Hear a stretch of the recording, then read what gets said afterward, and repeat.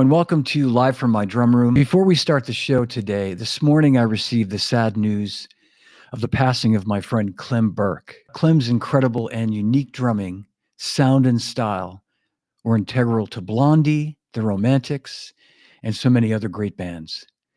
So I'd like to take a moment to remember Clem and the indelible contribution he made to drums and to music for over 50 years. May he rest in peace. Here's to you, Clem. Great, great guy. So today we're celebrating a dear friend that I had the honor and pleasure of knowing and working with for over 20 years. I'm talking about the great Ralph Angelillo. Ralph was the producer and the founder of Montreal Drumfest. And Drumfest was not only Canada's biggest and best festival, but it also became, I think, the best festival in the world. And this was all due to Ralph and the team that he assembled to produce this show every year. I'm honored to be joined by some of Ralph's other close friends today. So please welcome Benny Greb, Kirk Covington, Suzanne Morissette Cruz, and Jeff Knowles. And here they are. Hey, thanks everybody. Thanks for being here with me, everybody, and thanks for your patience as I got a little emotional during the intro there for a second. Just thinking about Ralph and thinking about all the years we've all known him and all the great times we all shared with him. So that's great. Yeah. Thank you, guys. And I'm going to get to talking to all of you in just a moment, but what I thought we'd do to start the show, I want to continue first and just read a little something here. And this is going to be probably all you hear from me all day, because this is about Ralph, and it's about heaven. I'm so lucky to have you guys here with me today as guests. So I know people want to hear what you have to say, but I'm going to just take a moment and read something that I prepared, my history with Ralph. So through Zildjian, I was one of the early supporters or sponsors of Drumfest, beginning in 1994. And over the years, I watched the festival grow, evolve, and blossom. There was so much heart and soul at Drumfest. One of the things I loved about working with Ralph was his openness to having undiscovered drummers on the bill. He loved the idea of famous drummers playing at his festival first. He loved those bragging rights, and to him, they were like bragging rights, and I love that about him. One such drummer, Tony Royster Jr. in 1996. When I suggested 12-year-old phenom drummer Tony Royster, Ralph was in, and Tony stole the show that year. Rick Van Horn from Modern Drummer contacted me after that performance and asked about having Tony at the 1997 MD Festival. And a couple of other drummers that come to mind that got their start at the festival were Tommy Igoe and Dave DiCenzo. They became festival favorites and, as I like to say, returning champions at Montreal Drumfest. Every year, Ralph and I would meet at Winter NAMM in January and discuss ideas for that year's festival in November. And as the festival grew and more companies wanted to get involved as sponsors, including my competitors, Ralph never forgot that we were one of the early supporters. He was loyal and he was ethical, and he treated my artists with respect and appreciation. I retired from the drum industry in early 2013, but Ralph continued to invite me to Drumfest, and I did go in 2013 as a civilian.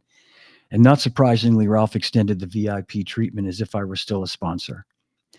I never made it to Quebec City, not because Ralph didn't extend an invitation. I started doing this podcast in 2020, and in 2022 and 2023, Ralph and I were in contact about him being a guest, but we just were never able to make it happen, unfortunately. And lastly, I just want to say that Ralph's brother, Perry, who I know will be watching this, is unable to join us today, but he sent me a beautiful email. I won't read the entire email message, but I do want to share this one point that Perry made on this email, and it brought me to tears. Ralph never said anything negative about anyone. That's the way he was. But when he genuinely liked a person, he would let me know. And you were someone whose name would pop up often because he considered you a good friend. So Thanks, you guys. Trying not to get too emotional here. So welcome, my friends. Thanks for having us. Yeah, thank you. Beautiful.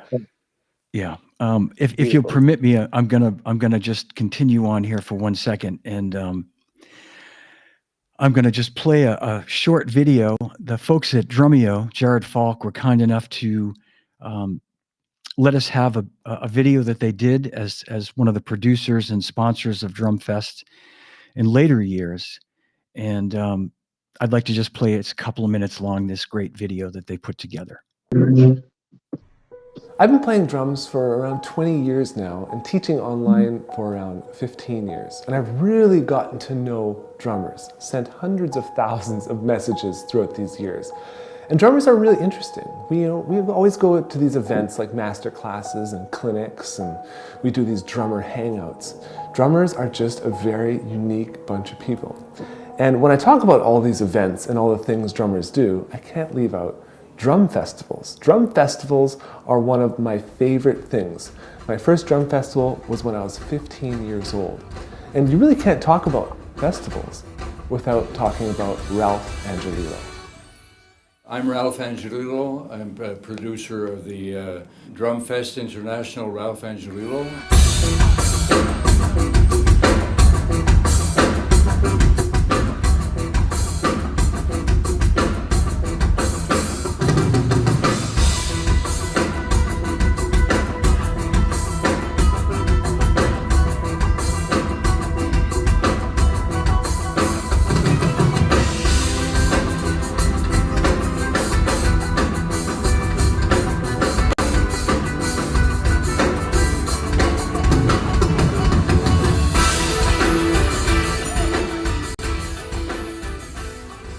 Ralph Angelillo has been producing drum festivals for decades, bringing drummers together from all over the world.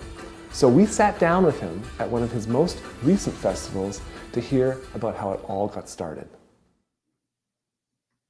I decided to lease a hall, a beautiful hall in Montreal in 1993, and we produced the first festival, which was called the Montreal Drumfest, of course. And it was an instant success. I mean, there was a need for a festival of that kind. So we just built the festival for 21 years, because you start over every year when you decide to have a festival like that. It's the same work every year. It's just because you have a whole bunch of new artists every year.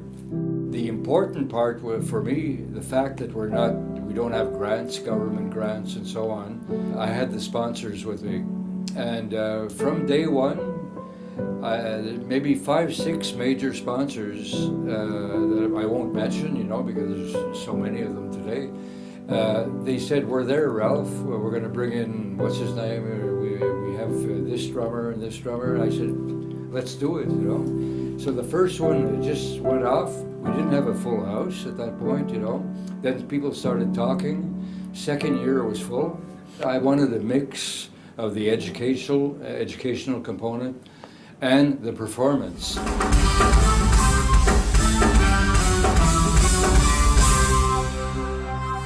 Usually, and I will do that today, the first one who does a question gets a real sweaty hug. Okay, here we have one. That was fast. This is totally crazy being here. Between all these crazy good drummers, I still can't believe it when it comes to festivals like this, that I play between all these guys. This is just, I'm really, really thankful to have the chance to do that, and you guys are able for that. You brought me here, by watching my stuff.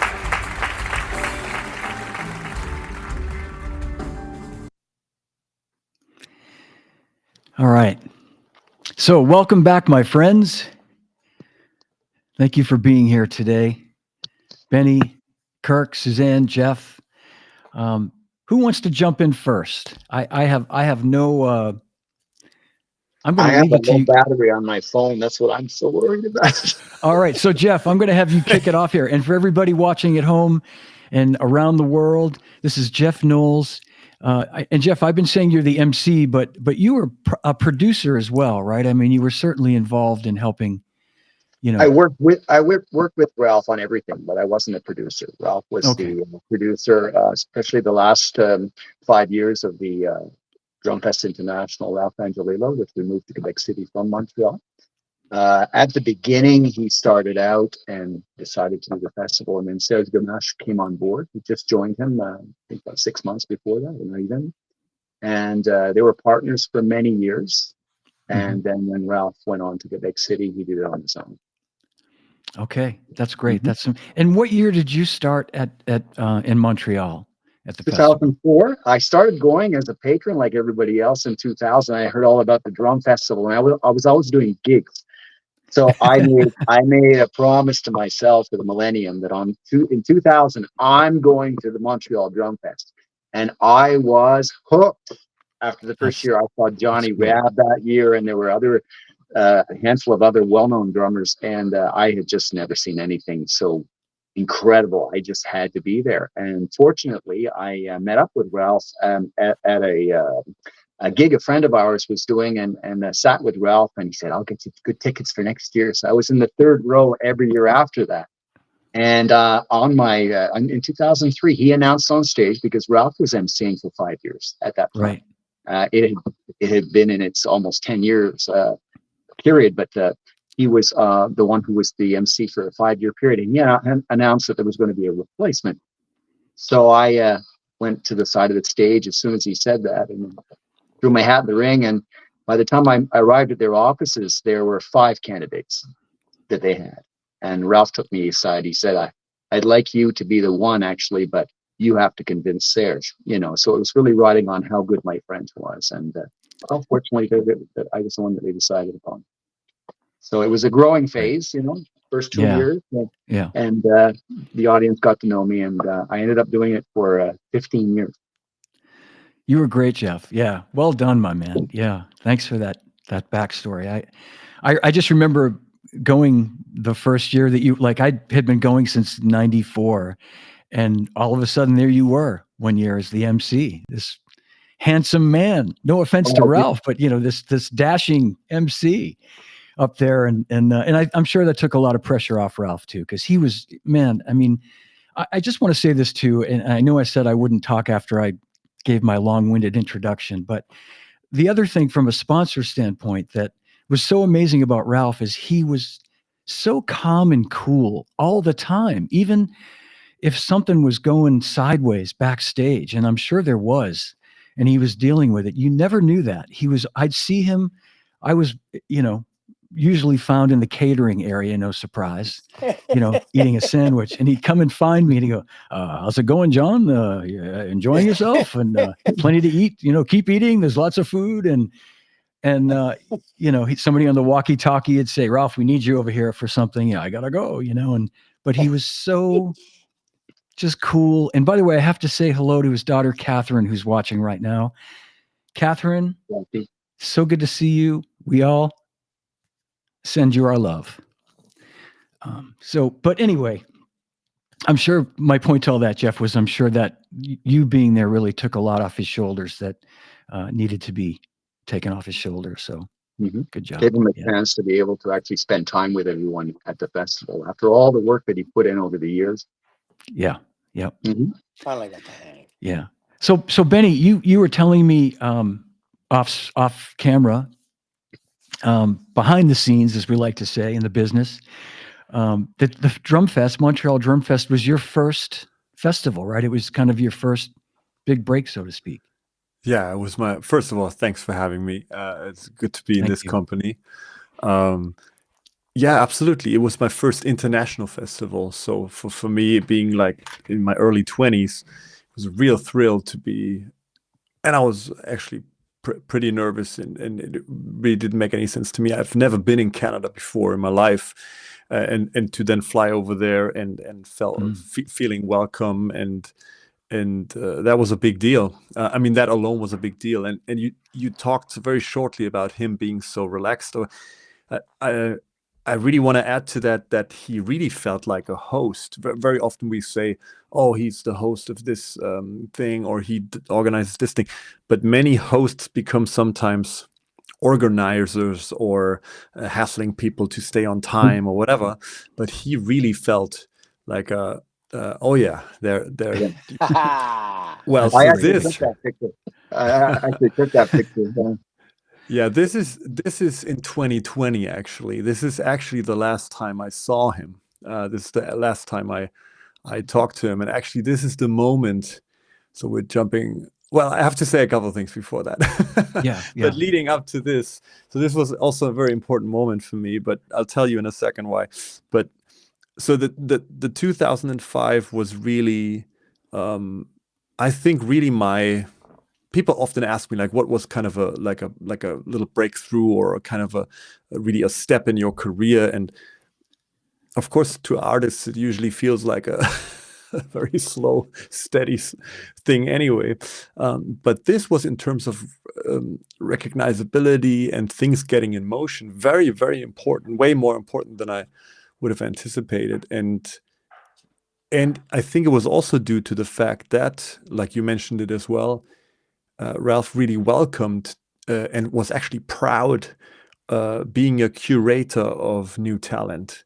He really wasn't only a guy who being like, okay, companies, give me someone who will fill the seats. I mean, this is of course part of the game, and you have to fill the seats somehow. But I think Ralph over the years filled the seats because people trusted his choice and his curation of getting people there. And although you didn't know a bunch of names maybe who showed up, you were like, oh, I bet they're good. They must be good because Ralph had an eye on that and kind of was so that was really special and remained special as far as I'm concerned in the drum festival world. And so he had a real, like a guy in a museum, who really selects like the things that he wants to have displayed with a certain quality, and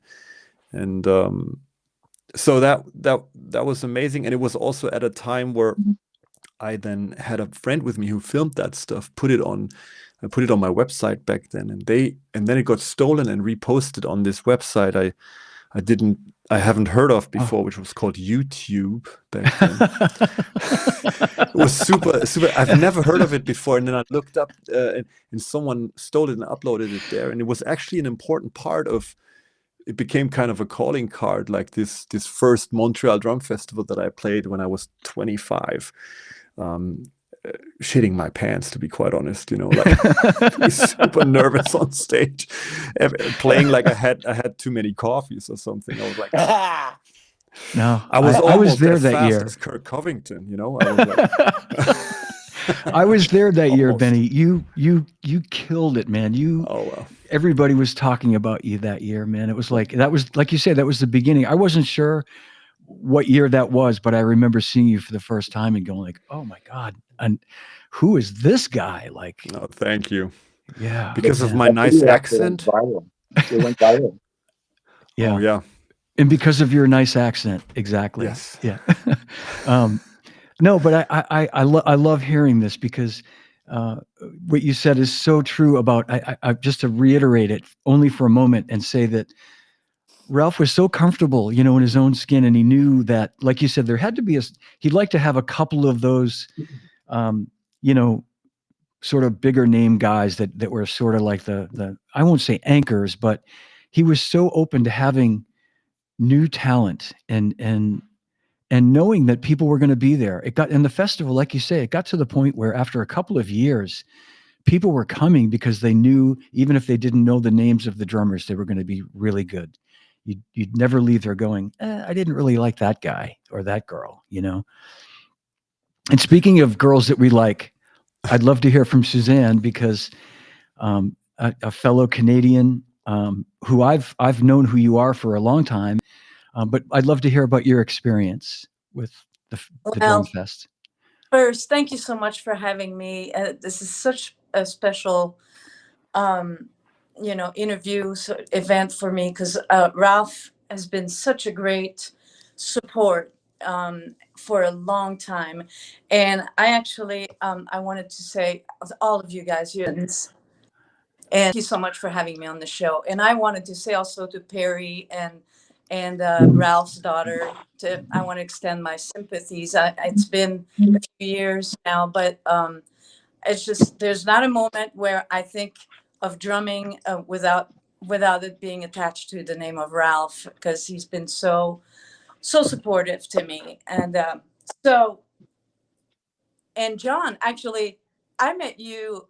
That's how I met you, and I'm so grateful. I met you at the Drumfest in Montreal. That was in Okay. 90. And then after, we met officially, talked more after that, but in 98, when I was invited by Ralph, it came as a surprise to me. And I'm wondering if Perry had something to do with that, because Perry and I studied at the Conservatory of Music together. We were Okay. so after I graduated, a few years after I graduated from the classical conservatory, I wonder if Perry kind of mentioned it to Ralph that I was moving to LA or something like that. I don't know. I haven't had that conversation with him, but I wonder instrument, if he's involved in that. But anyway, so Ralph invited me to play as a homecoming performance, actually. And it was very, who does that? We want you to come and play the Drumfest and as a homecoming performance. And I had a chance to bring my jazz band at the time. And you've all mentioned also how even and Ralph was so relaxed about everything. Our bass player got stuck in customs, and and Ralph was so just really relaxed about it. I think actually he only mentioned it to me after the fact, after the performance, so that but he was so it was all, he didn't make anybody feel bad about it or anything. But my bass player Jennifer got stuck in custom. They lost her luggage and all that kind of stuff. But it Nightmare. Yeah. but it was such a great experience, and that started an incredible friendship with Ralph. Every time he would come to the NAMM show, every year when he'd come to the NAMM show, and with Jeff, actually, we'd go to dinner, Italian restaurant with Ralph. It was such a big part of his personality with, the drumming industry too, was hanging out, and the friendship and everything was just very solid. And the last time I talked to him actually was in 2021. I think I went to Quebec, and we had planned to get together, and we spoke on the phone. Somehow we got crossed in our schedule and weren't able to connect and meet for dinner. And then not long after that, he passed. And to my surprise, I knew he had some, some health issues, but talking to him, we could never say that, anything was coming or, we'd have to. But anyways, it was, I always will regret that our scheduled in match to be able to have dinner. And Jeff, of course, we'd get together with my husband and Jeff and just have a great time together. And it was not even always about drumming. The conversation were friendship, were about life, and it just a great man. And I miss him so much. And thank you again for having me on the show. It really means a lot to me. Thank you, Suzanne. That's beautiful. By the way, somehow your screen, I don't know if you guys are seeing it too, but it shifted. We're seeing you sideways. Let's just all go like this. I like it. It's like she's doing Pilates or something. It's cool. We've had, for everybody watching at home, we've had a few tech challenges today, and it's probably because I'm using, it could be this new format. Yeah, we don't want to get into that too much. Maybe that's good for my hip, huh? It could be. It could be. Oh man. Oh boy. Oh man. Well, Kirk Covington, my old buddy, my dear old buddy. I recall you being in one of the early festivals, like mid 90s, maybe. Am I right about that? Or I can't even extrapolate on what they've already said to the point that it meant what it meant in my life and career because I picked fusion. Okay. And the greatest time and exposure and experience to feel like you're one of the folks was Ralph. Yeah. And it started, man, with Tribal did the Montreal Jazz Festival, like 90, maybe 91 or 92. But we went up to Montreal and we did the band vibe. And I don't even remember then. I didn't know Ralph. I wasn't sure in hindsight. And then I went up there with Willis and did the Montreal Bass Festival at least twice. And at that point, Ralph and I hooked up, I connected, but I got to be there at the very beginning to see what Bernie and Suzanne and everybody has talked about, and Jeff, for gosh sakes. But Ralph, if I only got to do one string of festivals in my career, I got to do it. Yeah. Yeah. And it's like, I have to add an anecdote. Suzanne mentioned one of the tales where someone got jacked with customs. I literally, and I want to like profusely apologize to Jeff because I'm sure that he was on the scene, well embedded at that point because it was Quebec City.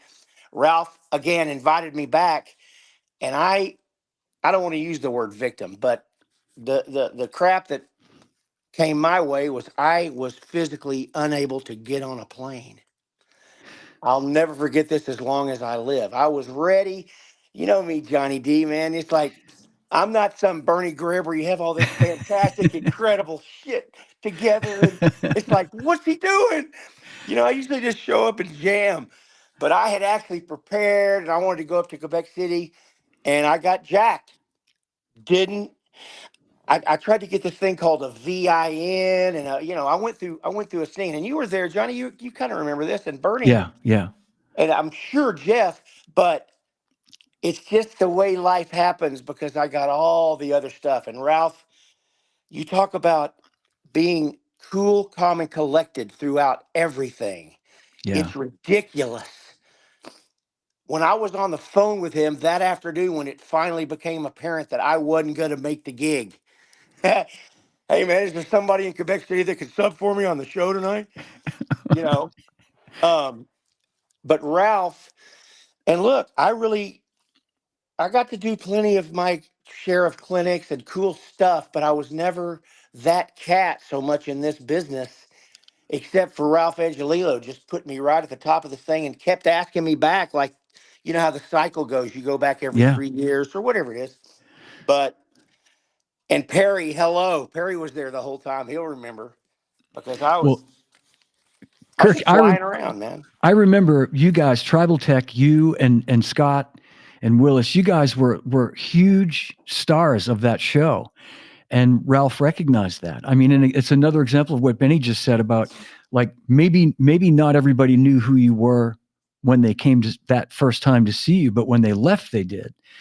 And that was the great thing about Ralph is he would listen to the feedback right from the audience, and he'd say afterward when he'd do his little sort of post-mortem, he'd say, yeah, people really responded to, that I used to do a good Ralph, John, people really responded to Kirk. We'd like to have him back maybe in a couple of years, and he would say, so it wasn't about having I don't want to throw names out there, but it wasn't about trying to find people that he knew just that one person on their own could sell it out. He wanted to have a diverse group of drummers. He was very smart about that. Yeah, he really was. You got Dennis on the gig, and then you also get some kid that he'd never heard of, Yeah, like me. Exactly. Yep. But it's just the generosity and the calmness and the hooking you up.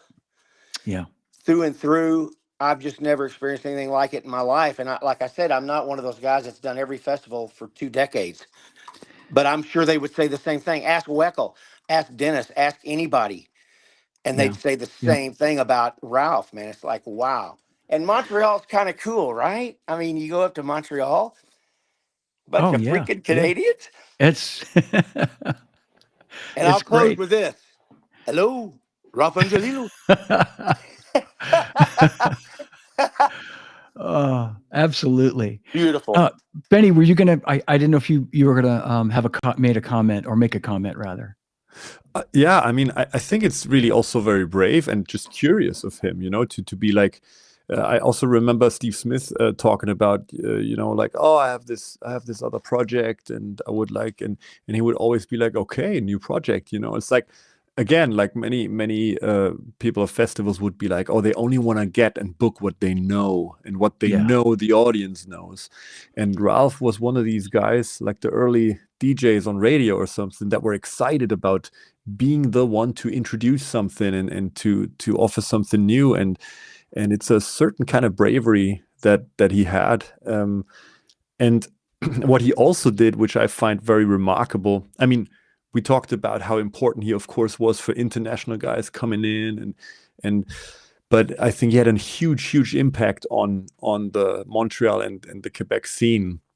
And when you think about all like Emmanuel Caplet or Joanie Labelle or Melissa Laverne, and like some of the percussionists I got to know in Canada, they will tell you that like they couldn't have imagined their careers without Ralph Angelillo, like really almost being a mentoring friend role to them, checking in with them, how they are, calling them and being like, hey, how are you doing? I even heard a story from Joanie about like when he heard, hey, this percussionist went to this thing to study cajon, or is interested in studying cajon. He's like, okay, put a group together, put a project together, and then I will feature you next year at the festival. So he would put like almost like challenges up, because he knew how inspirational and kind of how important that then was, and kind of pushed people to be like, okay, you know what, you're learning this, it will happen. It will happen at the festival. And one thing I just have to mention is that I got to know my now wife at the Montreal Drum Festival, Yes. at the Quebec Drum Festival. So it was there where I met my now wife in I think 2016. I think that was it. And that's so nice. That's so beautiful. It probably wouldn't That's have very happened. cool. Yeah, it wouldn't have happened without this festival and hanging there and the vibe there and bringing people together. So I'm very grateful for that too. It changed my life. This guy changed my life in a couple of ways, and I'm really, really grateful for it. It's the truth. You can't extrapolate enough. I have one quick sentence. Sure. Ralph let me rap. Okay, enough said. He let me rap at his festival. I'm going to play. That's awesome. I'm going to play. And speaking of your wife, Joni, let's play the video. Joni's not able to join us today, unfortunately, but I'm going to play her beautiful little tribute that she put together for Ralph. So hang with me for 1 second, if you would. And here it comes. Joni LaBelle. Hi, everyone. I'm very glad to say a few words about Ralph today. Ralph was for me a great mentor. He was and is still very important in my life. He introduced me to so many people and supported me over the years. I got to see his Drumfest the first time I was 16-year-old, and it had a good, amazing actually, influence on me. All these international artists mixed with the local artists that were there. Also newcomers and established people. It just made me, and I think a lot of people, dream about the possibilities of this art and also the career possibilities.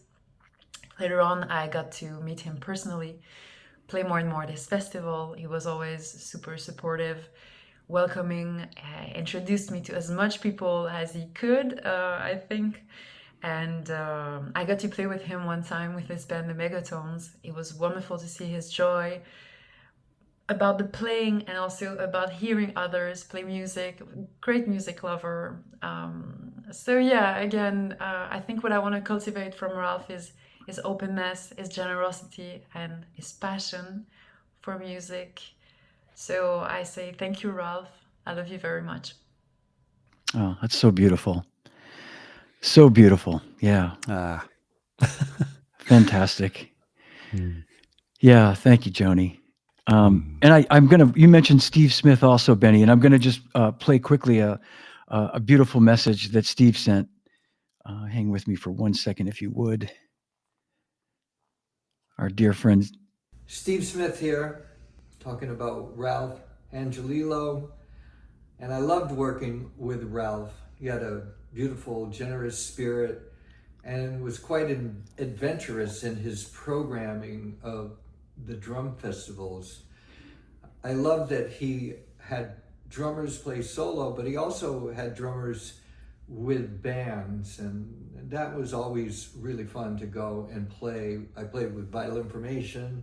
I played with Vinnie Valentino and Tony Monaco organ trio. So there was various ways that he would organize the drum festivals, which were super fun, very multi-directional and eclectic, very lovely man, and I miss him.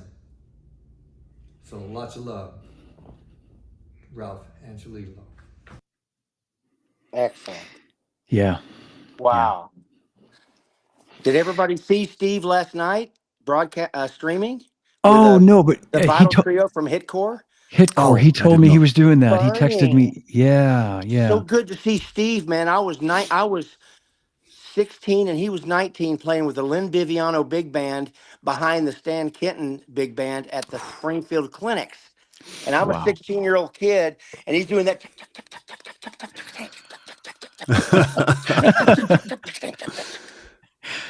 I've never been the same. He is so special. He is such a monster. That's what he does. Yep. Yeah, exactly. I just saw him 1 week ago. I played with him 1 week ago at the Europe Drum Show. We played like with snares together. He still takes no prisoners. No, he doesn't. He doesn't. I meant to. I wanted to show this photo of Joni and Ralph also. Yeah. But you're right, Benny. He takes no prisoners. Yeah. He will show no mercy. Oh man, it's amazing. Yeah. They did 2 Journey tunes, and I left the room mad. I said, "Man, that's not Can't Stop Believing." That guy he's playing with, Manuel. Of course, it was Jonik, but it was just a great trio, man. Speaking of Steve. Yeah. Yep. And Steve and Ralph, that's almost the first 2 guys I saw when I showed up. You know, he was one of the cats that was the big shot guys that you get in, and then there's all this guys that are newcomers, and it's just incredible.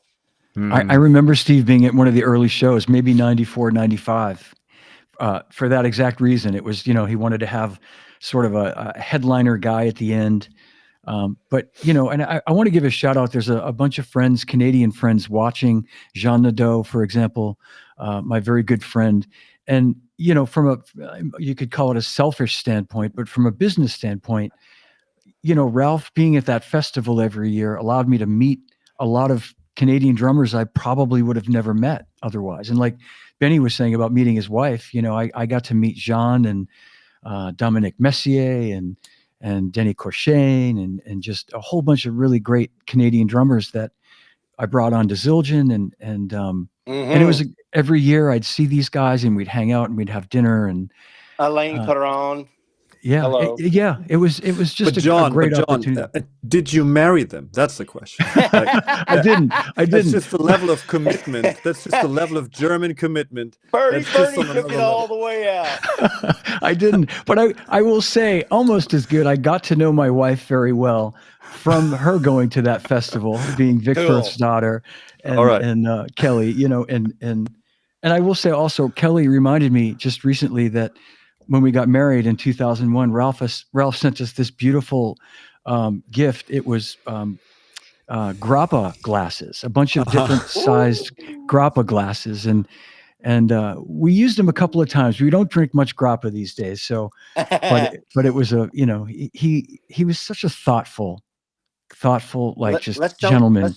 Let's don't talk about drugs on this show, man. No. Hey, Joe Zawinul, sir, your Austrian friend, and Grappa. Suzanne, your camera is perfect again, by the way. Yeah, Suzanne, you're perfect. You look perfect. I'm going to play another video. We have so many to get through, and I want to play this video from Horacio Hernandez, and I reached out to Horacio, and he was the first one to send this.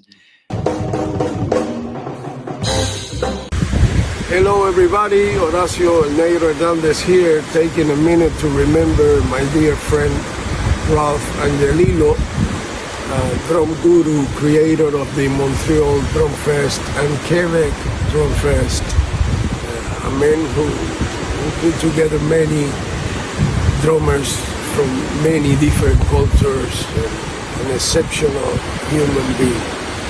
You will be always remembered, Ralph. We love you, Ralph.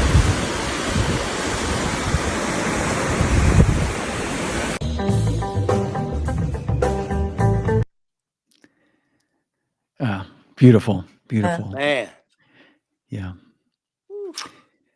I think that's also a beautiful point, actually, because one thing I think is underrated at drum festivals is that when you go as a young drummer to just check out this instrument that you love and people that play this instrument, it's one of the few festivals settings that is not limited to a certain style of music, right? When you go to a drum festival, especially the one that like kind of Ralph put on, you did see some Afro-Cuban kind of drumming. You saw some fusion drumming, some fusion masters like Kirk. You saw some jazz guys maybe perform. You saw a heavy metal guy perform, and you. I mean, this is incredible, really, if you think about it, where people go with an open mind, all because they're interested in the instrument, and just like see all these different styles of music, and it's all fair game, and it's all inspiring. I think that's amazing to have Very that. true.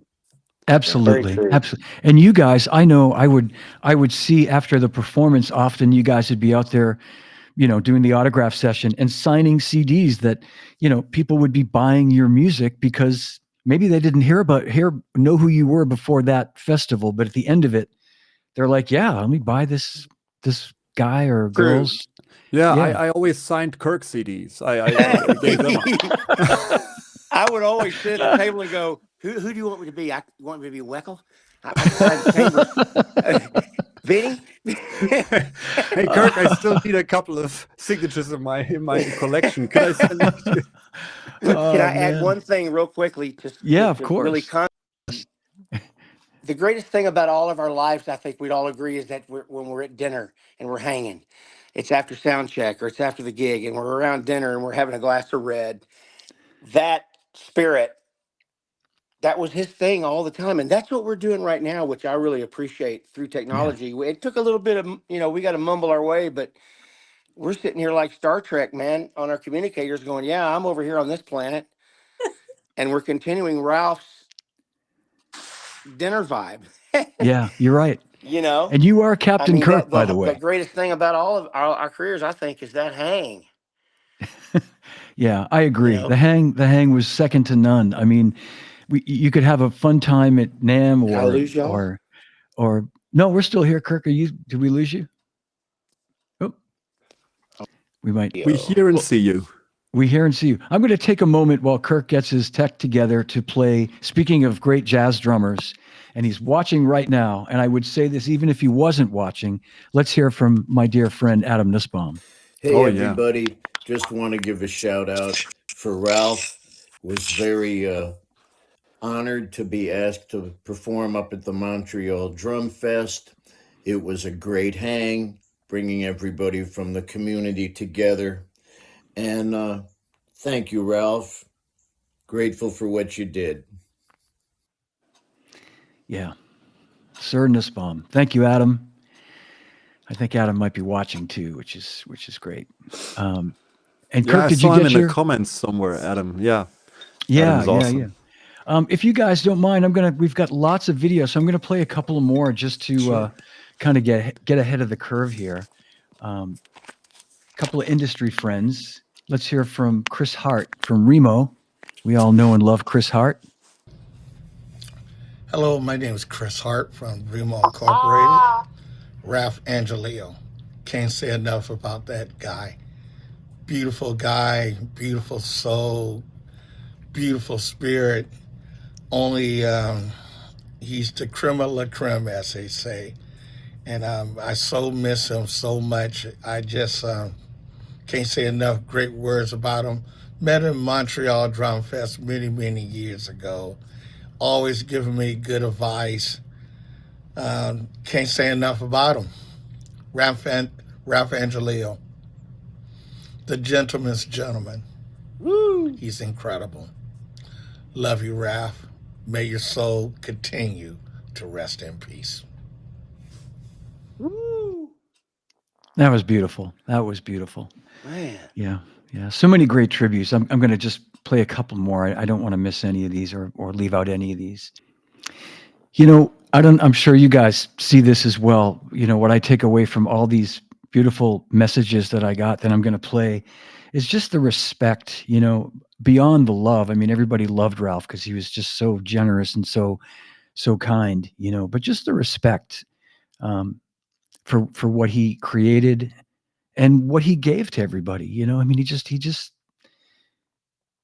you know, I'm going to play my buddy Joe Testa sent a really beautiful message, and I'm going to play that as well. And so here's Joe Testa of Zildjian and Vic Firth, also known as the Fonz. My name's Joe Testa, and my message about Ralph. So Ralph, you know, I think if you're in drumming and percussion, I don't think you're in it for the money.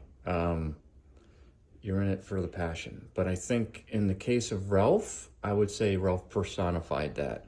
Ralph would move heaven and earth to make the Montreal Drumfest happen. And he did such a great job, and it was all driven by a passion and love. And you couldn't but notice that and have it actually impact you as well. And it made you want to go, even when it was freezing up there. You would still want to go there for the just, it was just a family vibe, and all that came from Ralph. And he's sorely going to be missed. I'm happy to have known him. I feel honored to have known him and been able to just get a little piece of that passion rub off on me, as I'm sure it did everybody else he encountered with. And it was, going up there was always like something you looked forward to doing, and it's sad that we don't do it anymore.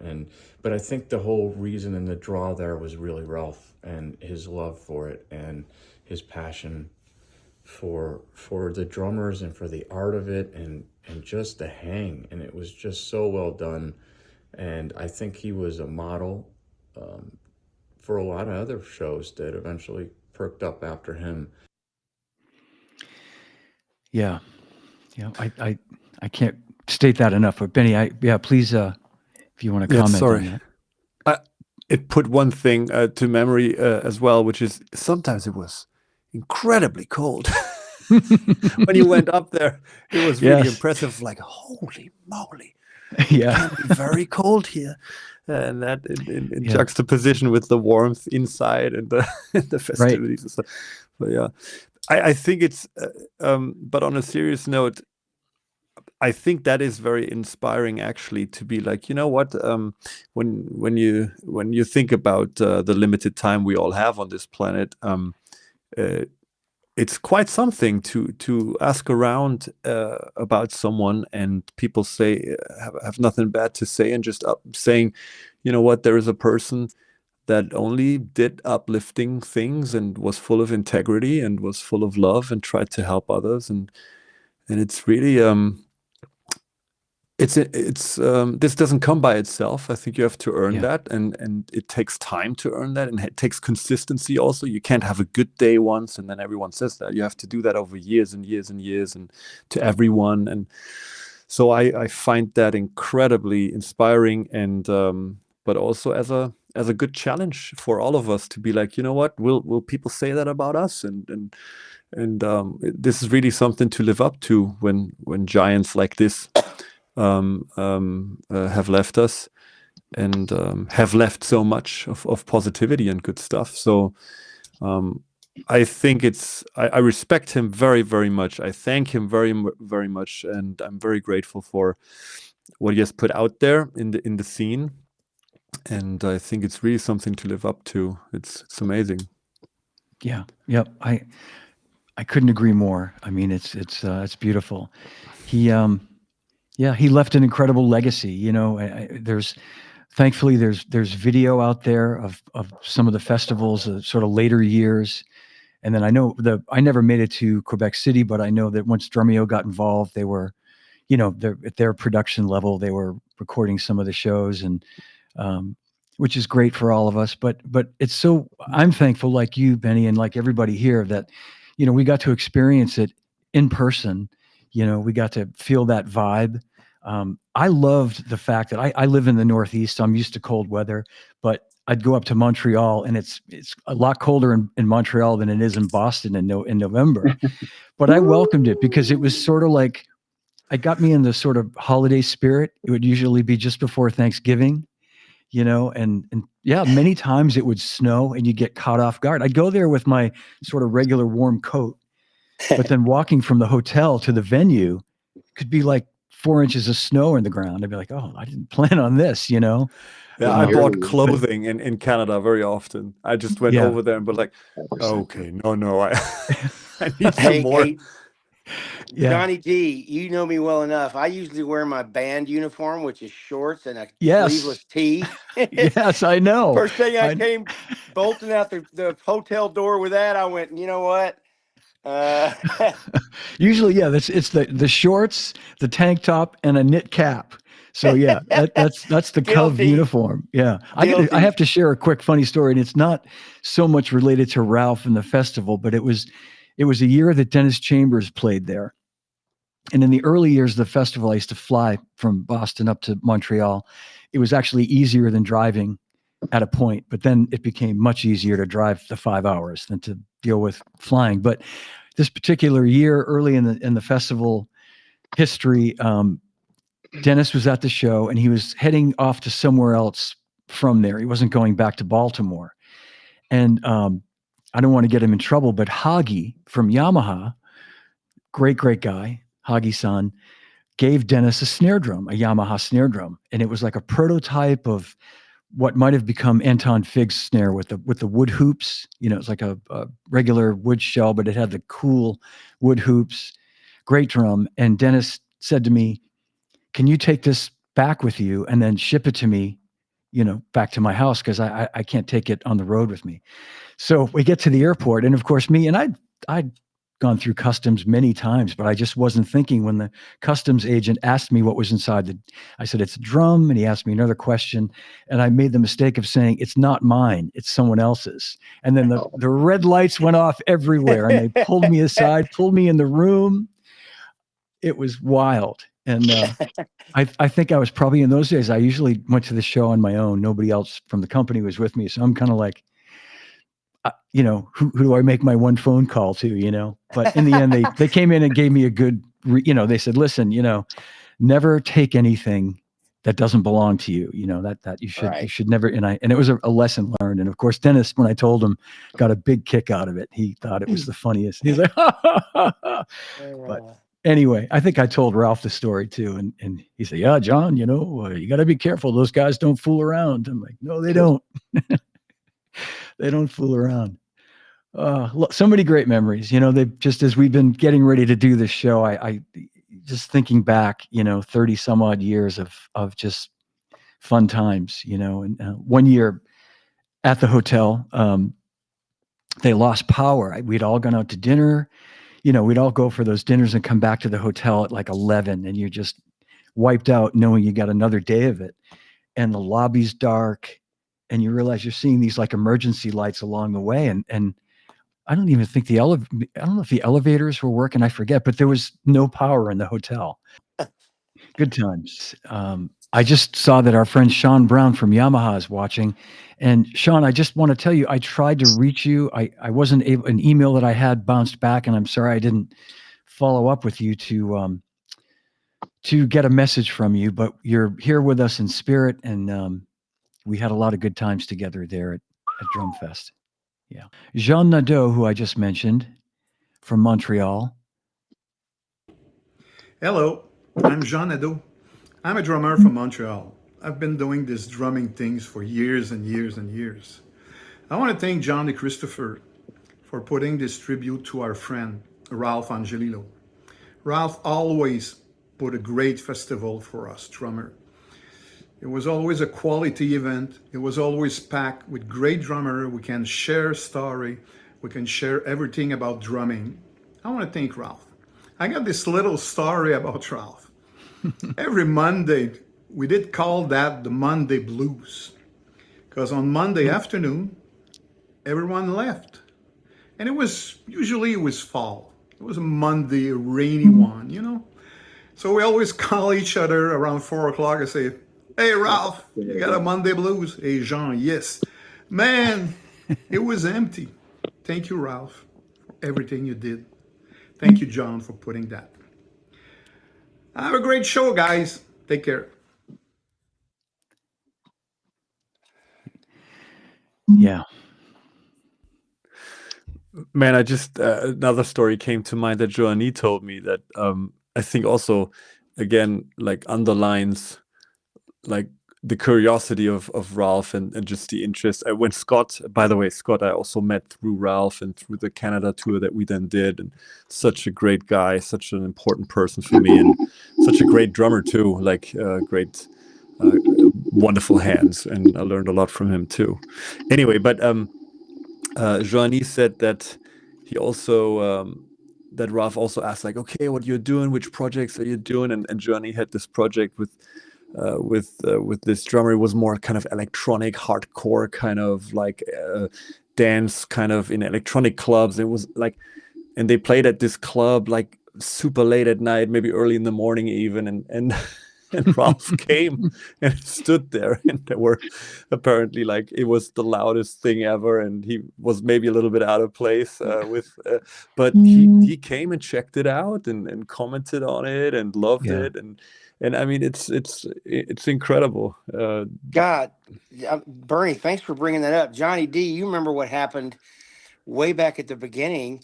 Is me and Willis and Kinsey immediately went down to L'air de Tom. So we had the festival, the gig at night. Yeah, I do the remember happening that thing. Remember that joint? Yeah. What's her name? That was incredible those days, and it was always like that. Like you immediately had. I guess it happens at other festivals, but it never seemed like it had the vibe. Did he help he hooked those gigs up for you, right? I mean, yeah, man. Yeah. I mean that Yeah. again, he was so great at that stuff. Like he knew that if you played the festival and you were coming from California in those days, and you know, and all the costs of getting there, that to make it worth your while to do a gig while you were there made a lot more sense. Yeah, absolutely. Yeah. And we did. We penny pinched the thing together because he was more than generous, like in my memory. But you know, you're hooking it up, and the thing with the sponsors, it was you. You were one of them, and you were the reason we were there. And Ralph would hook up what he could hook up, and I would, you know, I sold, I sold stuff at night, but you know, I was going to say. Sorry. Yeah. No, go ahead, Benny, please. Yeah, please. I think Ralph understood these things because he was a drummer too. He played in this band, and he loved to do that. And I don't know how much teaching he actually did. I don't think he was. Correct me if I'm wrong, but I don't think so.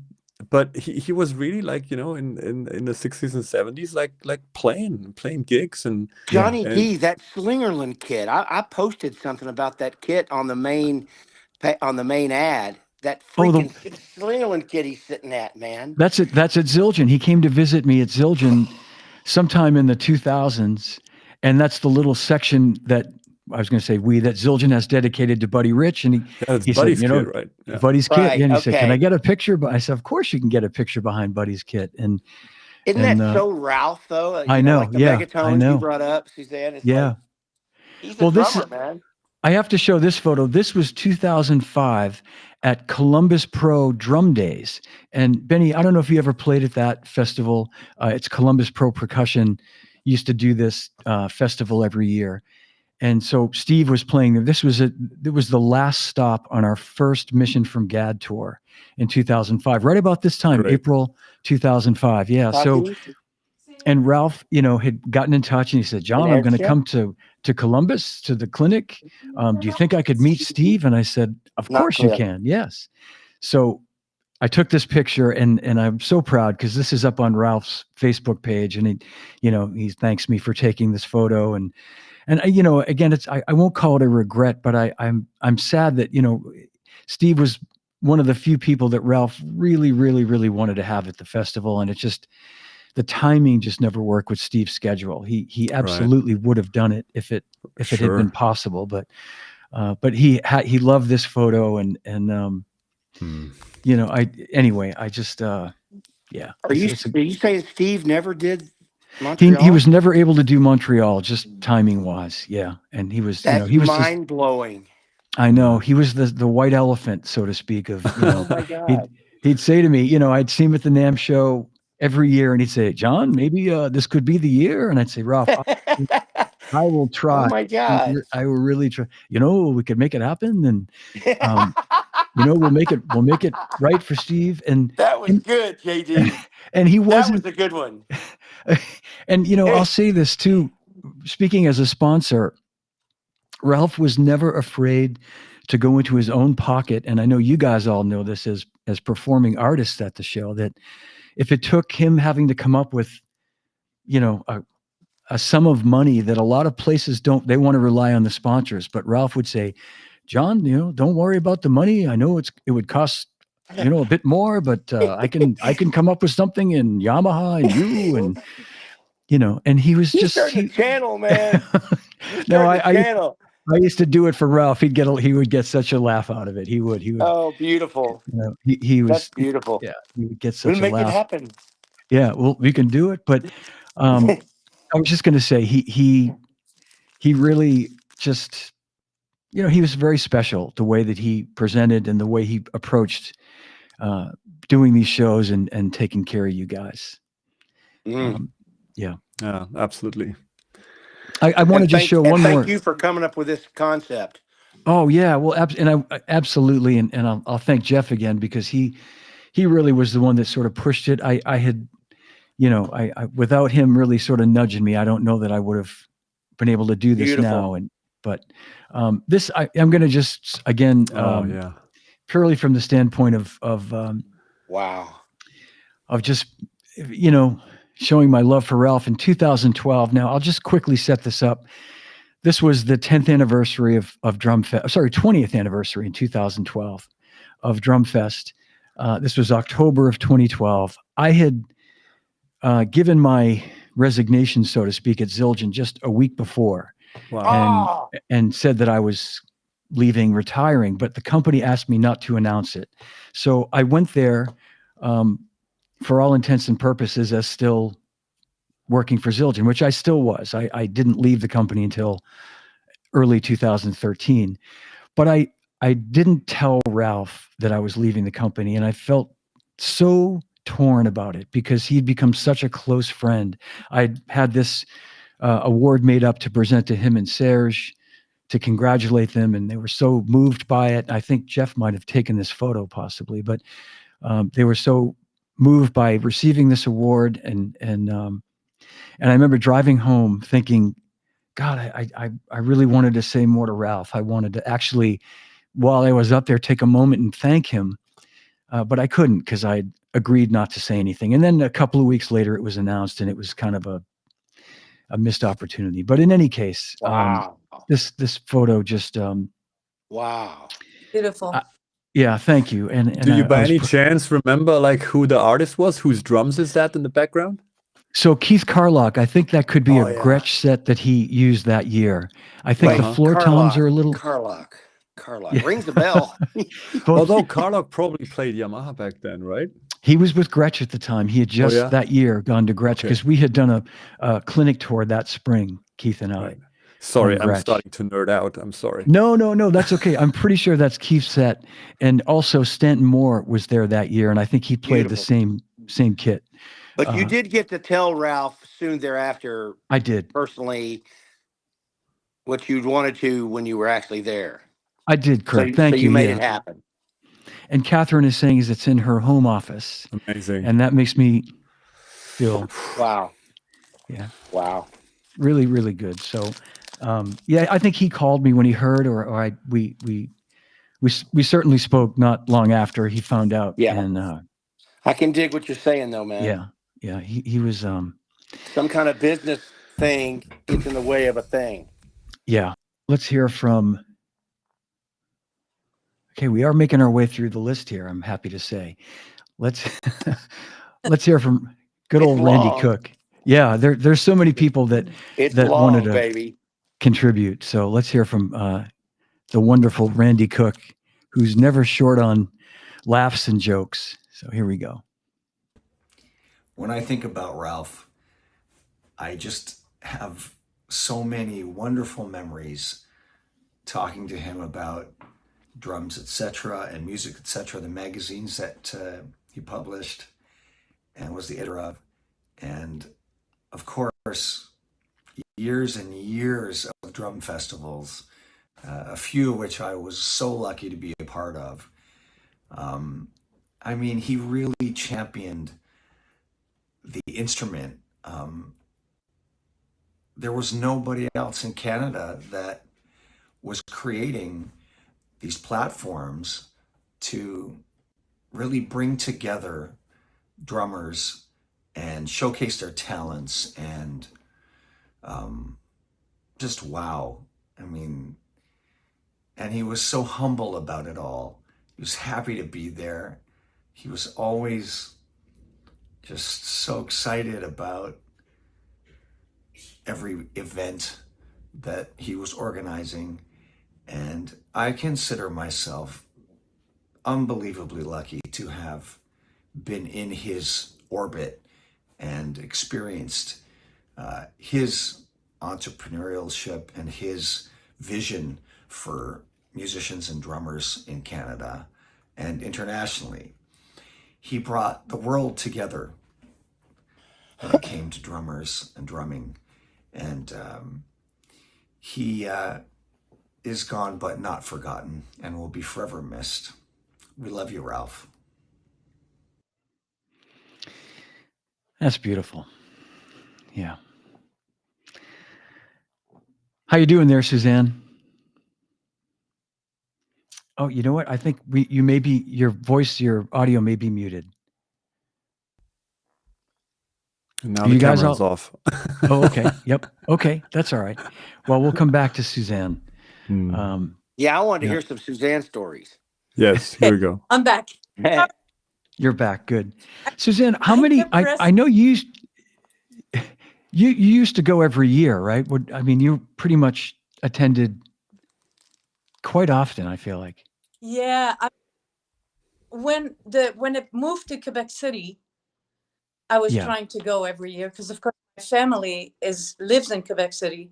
So I was really trying to every year that after it moved there to make every one of them. And I think I might have just missed one when it was in Quebec City. But yeah, and I wanted to, Randy reminded me about the magazine too. I mean, you know, I would have never thought, that he put me on the cover of his magazine too. I mean, without Ralph, I would have, and the connections he made too, I would never have made the connections I've had, without him. Really, he was just absolutely his heart. He had such a great heart. And he was also a very good photographer. I don't know if you guys saw his Facebook page. It's called The Third Eye, I think.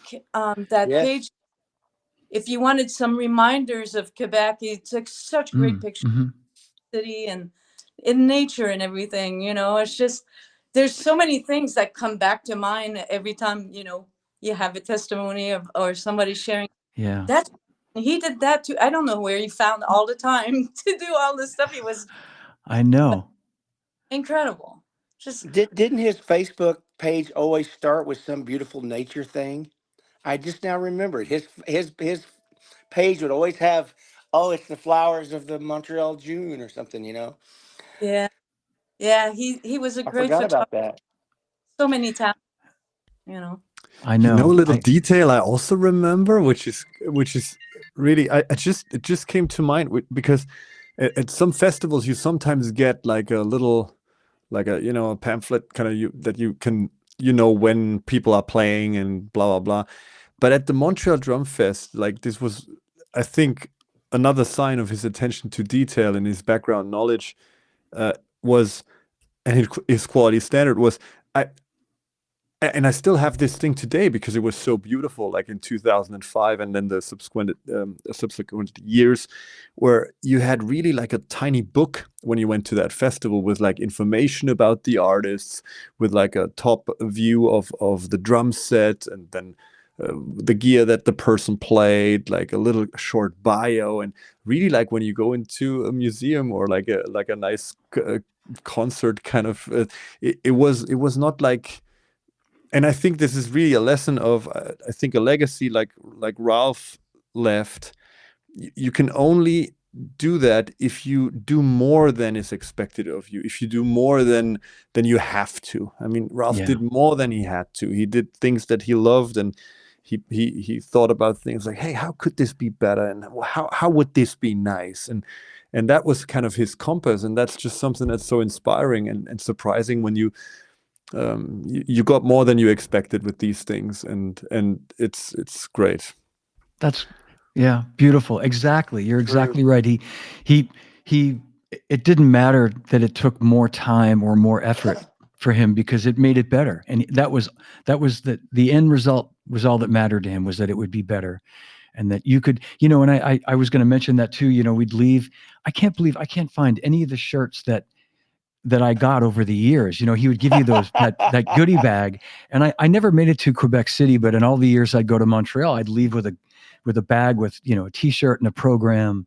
I think my son probably ended up with a lot of my T-shirts, but the program was so good. It was glossy. It was high quality.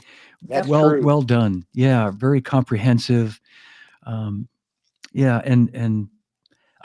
just say this about the magazine. You know, to his credit, he never, from my vantage point, never tried to foist that, try to, you know, sell me an ad as the Zildjian guy. Like, he never, I think a couple of times he might have said, hey, John, you know, if you guys ever want to get in the magazine or something. And we ended up doing it, but there was never any sort of pressure to do it. Like, you know, well, maybe I can do this for you if you advertise, and you know, just more respect to him for that.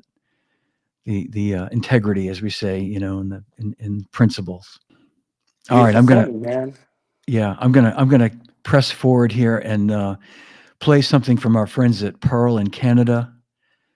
Ralph Angelillo, a cherished friend and a true legend in the drumming community. Ralph dedicated his life to drums and the global drumming scene, and his passion was evident in everything he did. He was the driving force behind the Montreal Drumfest and the Quebec Drumfest, events that brought joy and inspiration to so many of us. On a personal note, Ralph's warmth, enthusiasm, and unwavering dedication profoundly inspired me.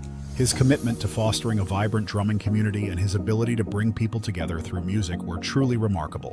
Ralph's legacy will live on in the rhythms and beats that continue to resonate in our hearts. We will miss him dearly, but we will never forget the incredible impact he had on our lives. Ralph, we love you and will always remember you. Yeah. Nice. Yeah. Beautiful. Nice. Beautiful. You know, I've got a couple more things I'm going to play, and I again want to thank you guys for being here today. This is so wonderful you to spend the day here and give your time to remember Ralph. So thank you all for doing this today. Big pleasure. Thanks for having me. Yeah, thank you. And the cool thing about this is we all over the planet. So let's thank John DeChristopher, Johnny D. My pleasure. Thank you, Kirk. I'm honored. Yeah, I know we've got Benny Greb in Hamburg, Germany. Woo! Suzanne, you're out in Orange County, California. Correct. And Kirk's in Austin, Texas. I'm in the Northeast in an undisclosed location. Yeah. Hiding out. Hey, speaking you of Austin, you don't want anyone. Yeah, you don't want anyone stealing those drums. No, I don't. All kidding aside, I absolutely don't want that. But speaking of Austin, Texas, I think this next young man lives in Austin these days, and we're going to hear from our friend Todd Sucherman. Oh yeah. Who's recently joined your family there, Benny, the Soner family. He sure has. You guys are on the same team. And here comes Todd. Hi, Todd Zuckerman here on the road. John, thanks for including me on this. Ralph was always a gentleman and ambassador of music. I first met him in 2006 at the Montreal Drum Festival and always loved running into him at drum events, NAMM, or what have you. What an ambassador for our instrument. One of my favorite memories is when I played the 2018 Drumfest. Those of us that were left at the bar at the end of the night, Ralph came in and we had this idea that we would pose on the staircase like it was prom night and Ralph was our dad. And it was just a night of belly laughs and hugs and hanging out the way drummers do. So Ralph, you are missed, and thank you for all that you did for all of us. No, that's beautiful. There's a guy.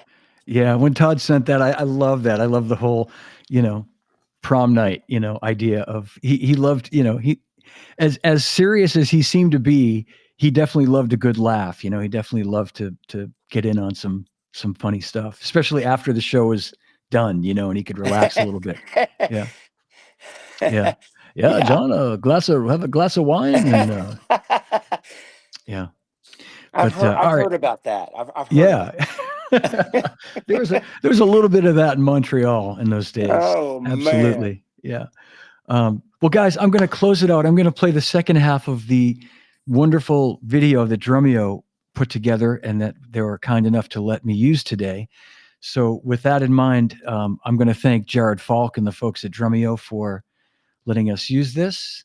And I want to thank everybody for watching today. And I want to thank you all for being here today. And Ralph, we love you. We miss you, but we will never forget. Yeah, we'll never forget you or what you've done for us and for drummers everywhere. Yeah. Peace, Suzanne, Yeah. Bernie, Yeah. Johnny D, God bless you. Jeff. Yeah. Pleasure. Right back at you. Pleasure. All right, guys, hang tight for 1 second. We're going to play this video and we'll all say goodbye to the folks watching at home. Got it. It's super rare that you get to see your favorite drummer playing live. You gotta wait for them to come to your hometown, you gotta buy a ticket, and then you see just them. With these drum festivals, you literally get to go to a venue, see 5, 10, 15 of the top drummers in the world, all sharing their best tips, playing their best music. And this is what Ralph has given us throughout these years. We had drummers, I won't mention all the names, all the Vinny Colaiuta, Terry Bozo, there's so much to say, I couldn't say it in 2 minutes. I've seen everybody. I've seen Joe Morello, Weckel, Steve Smith a couple of times, Marco Miniman, all the Thomas Lang, all these guys are just phenomenal players. You come here to see the best, and you do.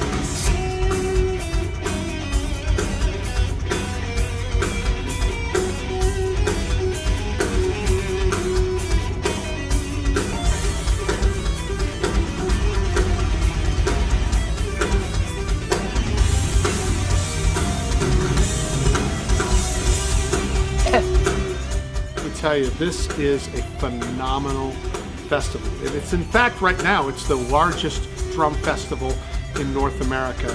It sounds great, it looks great. It's in the heart of old Quebec, and it's a great trip to make if you ever get the chance.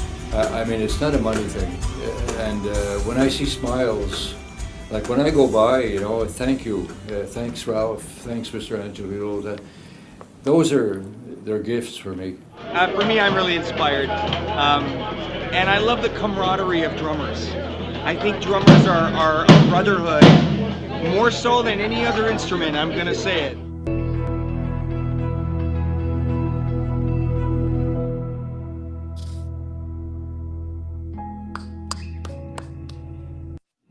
Yeah. Woo! Wow. Fantastic. It's just so great when he says, I love the camaraderie of drummers, and then in the background you doof, doof. Right. Yeah. Yeah. Can I just finish one sentence here? I know. That was the, where Randy was standing, in that area where all the exhibitors are and all that stuff. It's amazing. You could hear anything he said, but exactly. Yeah. That was perfect. Great. That's how we it all is. know drummers have a special hang. I'd bet on it. Yeah. Yeah. You Yep. know, it's a club, man. It sure and is. it goes over all styles and gigs and genres and all that stuff. Whereas other instruments, drummers are like whatever. Yeah, that's Yeah. right. Great. Always has been and always will be. Yes, sir. I think we lost Jeff. I think he was having some issues with his phone being not charged. So, He texted. He okay. texted. Yeah. All right. Well, I want to thank you guys for being here today. I know it's getting late there in Germany, Benny. So thank you. Probably So close to fine. bedtime. It would be for me anyway. I Thank didn't you even for think spending about that. so much time with us. And guys, Hamburg's a night city. yeah, it's a great city. I've only been there that one time when I was there with Steve, but yeah, I You're really welcome here enjoyed it. anytime. Thank you. I will let you know if I do come there. Yeah, I really enjoyed it there. Thank you all so much at home for watching today. We send our love and our thanks to Ralph Angelillo, and I want to send my love and thanks to Ben Greb, Suzanne Morissette Cruz, Kirk Covington, Jeff Knowles, and guys, thanks very much. Hang with me for 1 second. We'll end the stream and we'll all say goodbye. Thanks for watching, everybody. We'll see you soon. Thanks, Bye-bye, John. Bernie. Thanks for honoring this Thank you, great John, man. dude. Thank you, guys. Thank you. Thank you. Hey, everybody. Just want to give a shout out for Ralph. Was very honored to be asked to perform up at the Montreal Drumfest. It was a great hang, bringing everybody from the community together. And thank you, Ralph. Grateful for what you did. Hey there, Ralph. It's Dave DeCenzo here. I want to thank you for everything that you did for me, starting back in 1999, accepting me as a performer at the Montreal Drum Festival. That was my maiden voyage in terms of drum festivals, and it was a big deal for me. And I always appreciated that opportunity, and also the subsequent support that you gave me, going to bat for me and helping me secure a spot at the Modern Drummer Festival. You were always a great supporter of mine, Ralph, and I always appreciated it. And you were a great supporter of the drumming industry as a whole. And I'm wishing you blessings in the afterlife, sir. Thank you.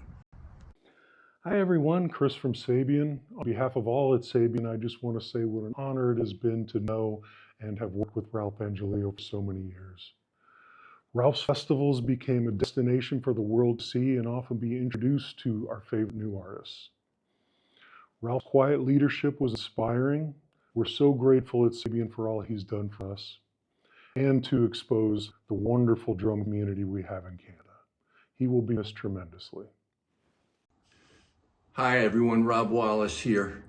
Ralph was a true gentleman, and I always knew him to be a warm and welcoming soul. I was very fortunate to have come up during an era of great drum camaraderie. I always say the drum world and drum business were the best fraternities in the world.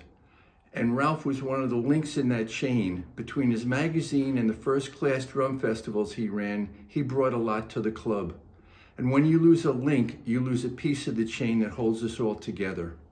I feel so blessed to have been around during these amazing times and miss people like Ralph Angelillo a great deal. Thank you, Ralph, for all you did. Hey there, it's Scott from Coast Music Jam Industries up here in Canada, and I first met Ralph Angelillo in 2001. It was after a Zorro drum clinic in Montreal. We had gone out for something to eat at an Italian restaurant. Pretty much guarantee there was good pizza on the table that night. And I quickly put two and two together that he was the man behind the infamous Montreal Drumfest that I'd heard so much about. Fast forward about 3 months, I relocated permanently from Ontario to Montreal, and my first industry event was the Drum Festival. So I got to know Ralph really well over the years, so many great conversations. Most of them probably took place after major drumming events. I think the guy was at every drum event between Montreal and Quebec City. And I remember when the Drum Festival moved from Montreal to Quebec City, it just took on a whole new vibe. It seemed much more personal and intimate, maybe less corporate feel, for lack of better words. And I'll never forget standing beside him and the smile on his face when the doors opened at the Palais Montcalm and people streamed in to fill their seats. It was incredible. Ralph was a connective tissue for so many facets of the drumming community, and it certainly expanded outside of Quebec. I can remember standing with him in California at the NAMM show and couldn't get 3 or 4 words in before somebody else would come by to say hi and shake his hand. So I'm just forever grateful for the time I got with Ralph, everything I learned from Ralph, and most importantly, his friendship. I miss the festival, but I really miss Ralph Angelillo. Hi everyone, Larnell Lewis here. Just wanted to share a few words about Ralph Angelillo.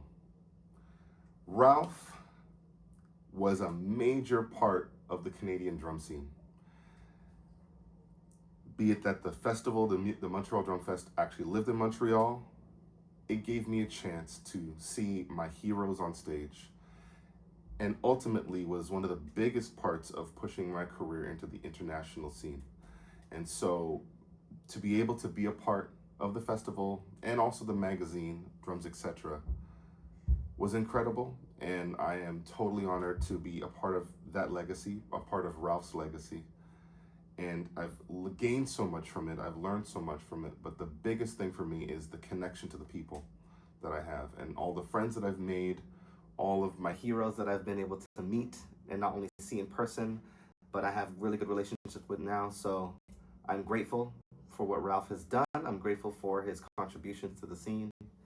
And I just want to say, Ralph, thank you so much. You will always be remembered and always be a really important part of my story. I want to thank John DeChristopher for allowing us to share, and of course, sing a quick hey to Jeff Knowles as well. Thank you, everybody.